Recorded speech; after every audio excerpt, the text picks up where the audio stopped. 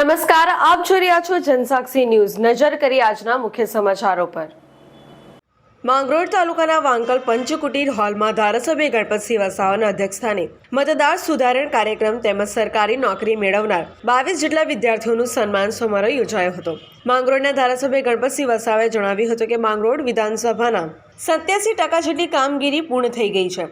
બાકી રહેલી કામગીરી આપણે સહુ ભેગા મળીને એકબીજાના સહયોગથી 100% કામગીરી પૂર્ણ કરવાનું આયોજન કરવામાં જણાવ્યું હતું।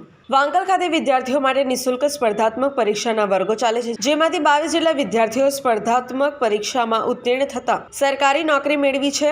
તેઓનું આજે સન્માન કર્યું હતું। આ તકે દીપક વસાવા, અફઝલ ખાન પઠાણ, દિલીપસિંહ રાઠોડ, દિનેશ સુરતી, કાનાભાઈ વસાવા વગેરે જિલ્લા અને તાલુકા પંચાયતના સદસ્યો તેમજ ગ્રામજનો ઉપસ્થિત રહ્યા હતા।